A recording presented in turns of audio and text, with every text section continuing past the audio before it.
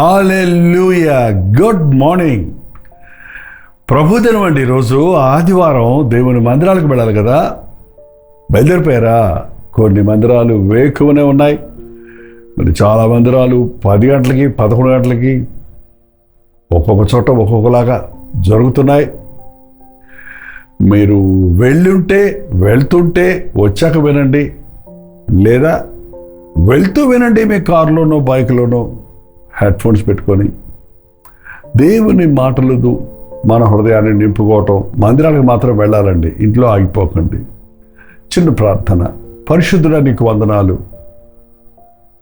మరొకసారి ఈ ఆదివారము మేఘారుడివై రాబోతున్న నీ రాకను గుర్తు చేసుకుంటున్నాం. మా కొరకు నీవు మరణించి తిరిగి లేచున్నావని, ఆకాశమునకు ఆరోహణమైన నీవు ఏ రీతిగా ఆకాశమునకు ఎత్తబడ్డావు, ఆ రీతిగా తిరిగి వస్తావన్న నిరీక్షణతో ఎదురు చూస్తుండగా మామను సిద్ధపరచమని క్రీస్తు నామములో అడుగుచున్నాము తండ్రి, ఆమేన్. అవునండి, మన ప్రభువు ఇదిగో నేను త్వరగా వచ్చుచున్నాను అన్నాడు. ఏ రీతిగా ఆయన ఆకాశానికి ఆరోహణమయ్యాడో ఆ రీతిగా తిరిగి రాబోతున్నాడు. ఆయన రాకడ సూచనలు, గుర్తులు మనం ప్రపంచమంతటా చూస్తూనే ఉన్నాం. ముఖ్యంగా ఈ యుద్ధ సమయంలో ఎలా క్రూరత్వం, ఎలా భయంకరత్వం, అక్రమం, అన్యాయం ప్రపంచంలో విస్తరించిపోవటం, ప్రేమ చల్లారిపోవటం, విశ్వాసం కనుగొనలేకపోవటం. అబ్బా, అక్షరాల ప్రభు చెప్పినట్టు నోవహు దినాల్లో ఉన్నట్టు, లోతు దినాల్లో ఉన్నట్టు జరుగుతూనే ఉంది కదా. మరి ప్రభు వస్తే మీరు సిద్ధమా? మందిరానికే వెళ్ళని వారు ప్రభు వస్తే పరలోకం వెళ్తారా? ఈ దేవుడిచ్చిన ఈ అవకాశాన్ని ఉపయోగించుకొని మీ హృదయాన్ని సరిచేసుకోకపోతే ఆయన వచ్చినప్పుడు ఎత్తబడం సరిగదా, రొమ్ము కొట్టుకొని ఏడవలసి వస్తుందండి. అవునండి, నేను చెప్పే మాటలు కాదు, వాక్యం చెబుతుంది. చూడండి, తెస్సలోనికీయులకు రాసిన 2వ పత్రిక 1వ అధ్యాయము 6వ వచనం. ప్రభు అయిన యేసు తన ప్రభావమును కనపరుచు దూతలతో కూడా పరలోకము నుండి అగ్నిజ్వాలలలో ప్రత్యక్షమై గొర్రెపిల్లగా కాదు, కొదమసింహంగా రాబోతున్నాడు.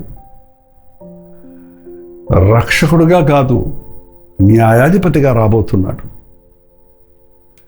దీనుడిగా, మానవ స్వరూపంలో కాదు, మహిమ స్వరూపుడై తన ప్రభావముతో దేవదూతల సమూహముతో రాబోతున్నాడు. ఎందుకు? చూద్దాం, చదవండి. దేవుని నెరుగని వారికి, మన ప్రభు అయిన యేసుక్రీస్తుకు సువార్తకు లోబడిని వారికి ప్రతిదండన చేయుచున్నప్పుడు ఎందుకు వస్తున్నాడంట? దేవునిని ఎరుగని వారికి, మన ప్రభు అయిన యేసుక్రీస్తు సువార్తకు లోబడిన వారికి ప్రతిదండన చేయడానికి రాబోతున్నాడు. అదే సమయంలో మనకు సంతోషం ఏంటంటే, హృదయ శుద్ధిని కాపాడుకున్నవారు, క్రీస్తు రక్తములో కడగబడిన వారు, దేవుని సువార్తకు లోబడి జీవితాలను ప్రభువుకు సమర్పించుకున్నవారు, లోకం చేత ద్వేషించబడి హింసించబడుతూ శ్రమల పాలవుతున్న విశ్వాసులకు శుభవార్త ఏంటంటే, వచ్చినప్పుడు వారికి ప్రతిదండన చేయటానికి మిమ్మును శ్రమపరచు వారికి శ్రమయు, శ్రమ పొందుచున్న మీకు మాతో కూడా విశ్రాంతియు అనుగ్రహించుట దేవునికి న్యాయమే. క్రీస్తు నిమిత్తము శ్రమ పడుచున్న వారికి, శ్రమ పెట్టిన వారికి శ్రమిస్తాడు, శ్రమ పడుతున్న వారికి విశ్రాంతినిస్తాడు, ప్రతిఫలం ఇస్తాడు. ఎందుకు నేను యేసు ప్రభు కోసం నష్టపోవాలి, శ్రమ పడాలి, నిందలు పడాలి, వెలివేయబడాలి, ఎగతాళి చేయబడాలి అని ఈరోజు చాలామంది విశ్వాసులు ప్రశ్నిస్తున్నారు. ఈ లోకం మిమ్మల్ని ద్వేషిస్తే మీరు ఆశ్చర్యపడకండి.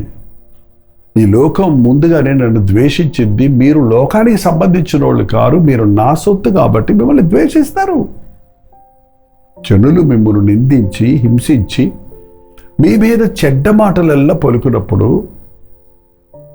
మీరు సంతోషించి గంతులు వేయండి. ఎందుకంటే పరలోకమందు మీకు ప్రతిఫలము అధికమగును. మిమ్మల్ని శ్రమ పెట్టిన వారికి శ్రమలు వస్తాయి.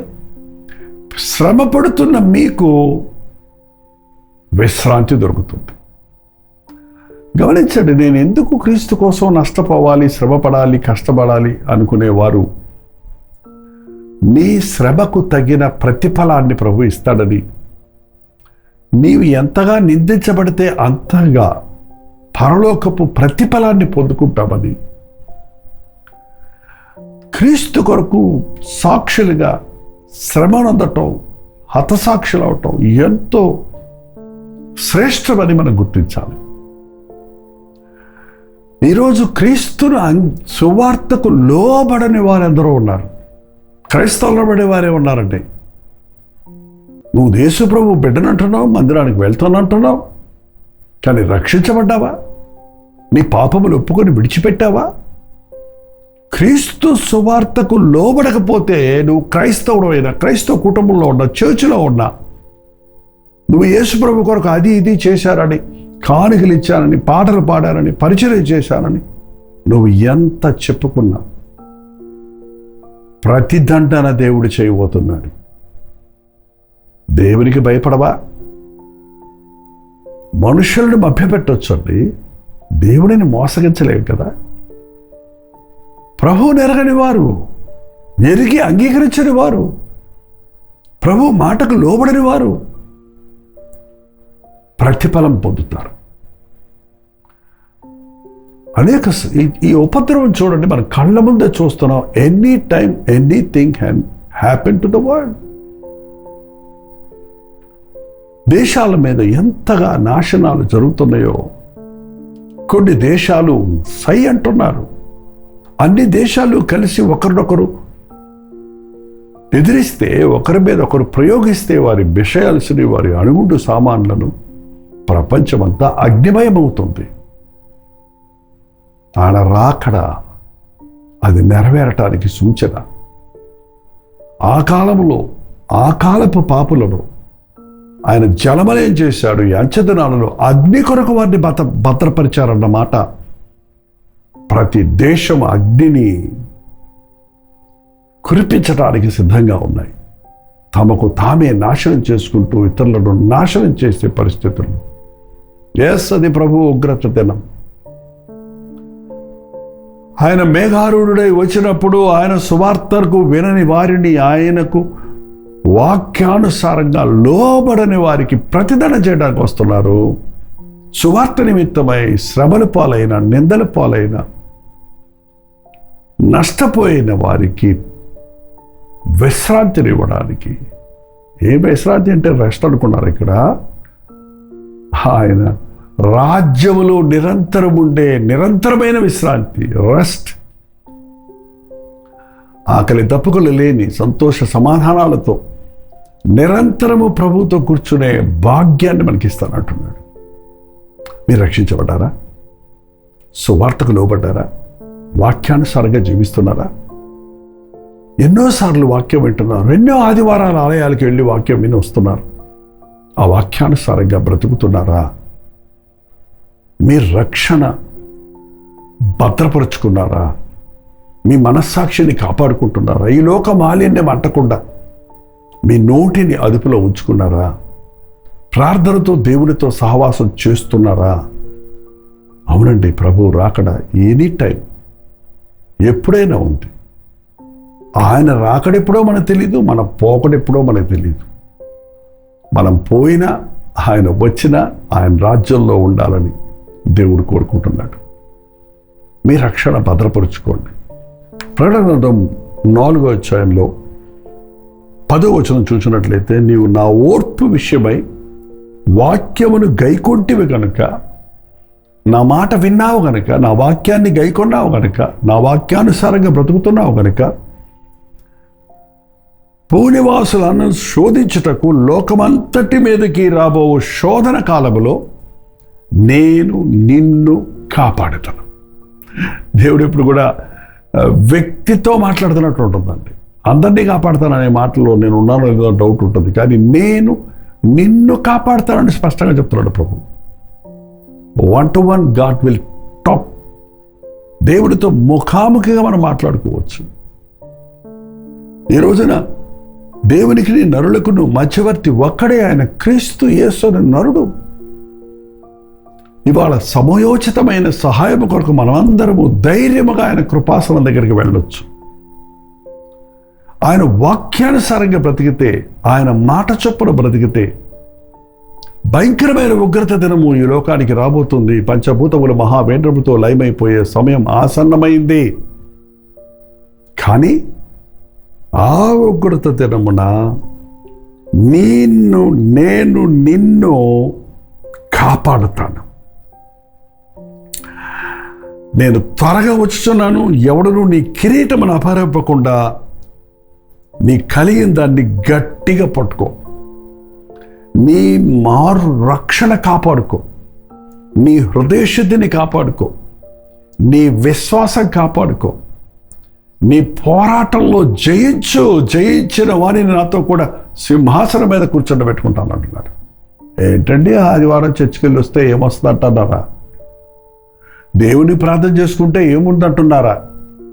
ప్రభు కొరకు మనస్సాక్షిని కాపాడుకుంటుంటే నేను అభివృద్ధిలోకి రాలేకపోతున్నాను, లోకంలో గొప్పవాడిని అవ్వలేకపోతున్నాను, ధనధాన్యాలు సంపాదించుకోలేకపోతున్నాను, నా ఇష్టం వచ్చినట్టు బతకలేకపోతున్నాను అనుకుంటున్నారా? అయ్యో, ఇవన్నీ తాత్కాలికమైనవి, అల్పకాల పాప భోగములు. మోషే పెద్దవాడైనప్పుడు ఐగుప్తు ధనము కంటే క్రీస్తు విషయమైన నింద గొప్ప భాగ్యమని ఎంచాడు. అల్పకాల పాప భోగములు అనుభవించడం కంటే దేవుని బిడ్డలతో శ్రమ అనుభవించటం మేలని నమ్మాడు. ఇవాళ ప్రపంచవ్యాప్తంగా క్రైస్తవులు శ్రమల పాలవుతున్నారు. యుద్ధములతో నిండిన దేశములలో, ఈవెన్ ఇరాన్లో కూడా విశ్వాసులు దేవుని మీద విశ్వాసం ఉంచి ఇప్పుడు ప్రార్థన చేస్తున్నారు. అనేక స్థలాలలో క్రైస్తవుల్ని హతసాక్షులుగా చంపుతున్నారు, హింసిస్తున్నారు, నిందిస్తున్నారు. ఇవి అంచెదినములు. Don't worry. దేవుని కొరకు శ్రమ పడటం ఒక పాపిగా కానీ, ఒక వ్యభిచారిగా కానీ, ఒక దొంగగా కానీ మనం శ్రమ అనుభవించకూడదు. కానీ ఒక క్రైస్తవుడైనందున ఎవడైనా శ్రమ అనుభవిస్తే దాన్ని బట్టి దేవుణ్ణి స్తుతించమన్నాడు యాకోబు. హల్లెలూయా. ఈరోజు ఇంతమంది ఆలయాల్లో ఉన్నాం. ఎంతమంది ప్రభు వస్తే ఎత్తబడతాం, ఎంతమంది ప్రభువును చూసి ఆనందిస్తాం, ఎంతమంది ఆయన దండనకు పాత్రలమవుతాం. పరిశీలించుకుందాం. దేవుని మందిరంలో, ఆయన సన్నిధిలో మన హృదయాలను కుమ్మరిస్తే, మనం మారు మనసు పొందితే, పశ్చాత్తాపడితే, ఇప్పుడైనా మీరు ఉపవాసం ఉండి కన్నీరు విడిచొచ్చు మనస్పూర్వకంగా నా దగ్గరకు వస్తే,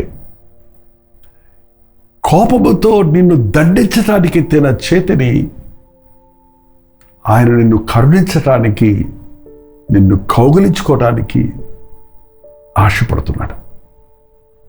ఆయన శిక్ష తప్పించుకోవాలంటే, ఆ ప్రతిదండన దినమున ఆయన కౌగిల్లో చేరి సురక్షితంగా ఉండాలంటే, నీ కలిగిన దాన్ని గట్టిగా పట్టుకో, నీ రక్షణ కాపాడుకో, నీ విశ్వాసాన్ని కాపాడుకో, నీ హృదయశుద్ధిని కాపాడుకో, ఆయన వాక్యానుసారంగా జీవించు. ప్రార్థన. పరిశుద్ధుడ, ప్రేమగల తండ్రి, ఆదివారం ఆలయానికి వచ్చామని సరిపెట్టుకోక, విన్న వాక్యాన్ని హృదయంలో భద్రపరుచుకొని వాక్యానుసారంగా బ్రతకడానికి నీ రాకడ సూచనలు మేము చూస్తుండగా, ఇదిగో నేను త్వరగా వస్తానన్న నీ స్వరము ప్రతిధ్వనిస్తుండగా మేము సిద్ధపడుటకు సహాయం చేయ్యా. ఈ మట్టి శరీరములో మూలుగుతున్న మేము ఎప్పుడు దేవుని రాజ్య వారసునవుతారని ఆయన రాజ్య వారసుడిగా ఆయనతో నిరంతరం జీవిస్తామని విశ్వాసముతో ఆశతో కనిపెట్టుకున్నట్టుకు సహాయం చేయము అయ్యా. లోకము దాని ఆశ గతించిపోరన్న రోజులు దగ్గర పడ్డమని మేము గుర్తిస్తుండగా ఈ భయంకరమైనటువంటి యుద్ధ దినములలో నీవు మాత్రమే మాకు క్షేమము కలుగు చేయగలవని నమ్ముటకు, ఇంకా నిన్నెరగని వారెందరో ఉన్నారని వారి కొరకు విజ్ఞాపన చేయుటకు నీ చిత్తమైతే రాకడ తామసం చేసి మరణేకులకు నీ సువార్త అందునట్లుగా పశ్చాత్తాపడి నీ పాదములకు దగ్గరకు వచ్చినట్లుగా నీ కృప చూపించమని క్రీస్తు నామములో అడుగుచున్నాము తండ్రి. ఆమేన్.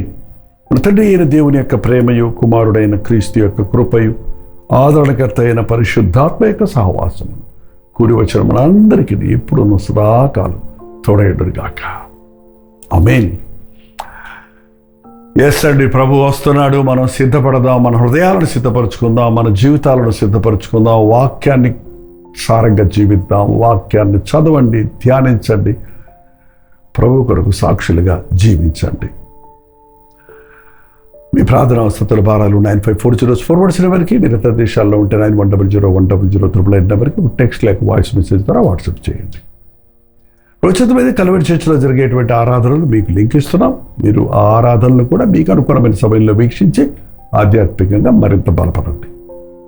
ఉచితమైతే మధ్యాహ్నం 3 గంటలకు హెచ్చరిక, అలాగే రాత్రి 9 గంటలకు కల్వరి ప్రతి తోడలు మళ్ళీ కలుసుకుందాం. అంతవరకు దేవుని మహాకృప మీ తోడేనుగాక. హల్లెలూయా. న్యూఢిల్లీ, ఢిల్లీ పరిసర ప్రాంతాల్లో ఉన్న వారందరికీ శుభవార్త.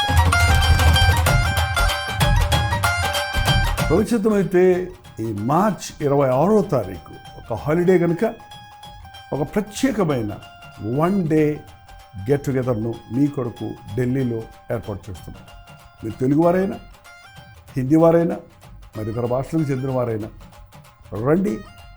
సోషల్ మీడియా ద్వారా, టెలివిజన్ కార్యక్రమాల ద్వారా దేవుని వాక్యాన్ని వింటున్న మిమ్మల్ని ఆధ్యాత్మికంగా బలపరచాలని, మీ కొరకు ప్రార్థించాలని, ముఖాముఖిగా మిమ్మల్ని చూసి మీ కొరకు ప్రత్యేకంగా ప్రార్థించాలని, పరీక్షలు రాసేవారి కొరకు ప్రార్థించాలని ఢిల్లీ వస్తున్నాం. మార్చ్ 26వ తారీఖు మధ్యాహ్నం 2 గంటల నుంచి 5 గంటల వరకు, 6 గంటల నుంచి 10 గంటల వరకు 2 సెషన్స్గా ఈ 1 డే గెట్ టుగెదర్ జరుగుతుంది. YWCA Constantia hall, gate number 1, Gurudwara Bangla షాద్, అశోక్ రోడ్, న్యూఢిల్లీ. ఇంకా విషయం మీకు వివరాలు కావాలంటే ఈ QR కోడ్ని మీరు స్కాన్ చేసుకోండి, లేక 8939393939 నెంబర్కి వాట్సాప్ పెట్టండి, లేక కాల్ చేయండి. మీరందరూ తప్పక వస్తారని, ప్రభు సన్నిధిలో మనందరం కలిసి ఆయన వాక్యమును ధ్యానించుటకు, పాడి స్తుతించుటకు, మరి ముఖ్యంగా ముఖాముఖిగా మనం చూసి మీకోసం ప్రార్థించుటకు ఆశిస్తున్నాను.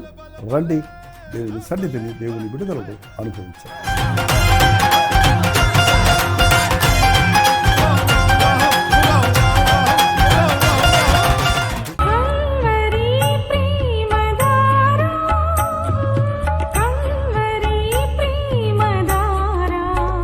కల్వరి ప్రేమధార అనే మా ద్విమాస పత్రికను ఈ మధ్య త్రైమాస పత్రిక అంటే 3 నెలలకి ఒక్కసారి మాత్రమే ప్రింట్ చేయగలుగుతున్నాం.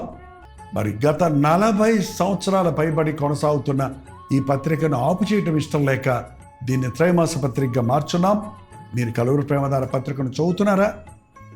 ఒక ఉచిత పత్రిక కావాలంటే ఇవ్వాలే మీ పేరు, చిరునామా, అడ్రస్తో పాటు, ఇంటి నెంబర్తో పాటు క్లియర్గా పంపించండి. తప్పకుండా ఒక ఉచిత పత్రికను మీకు పంపిస్తాం.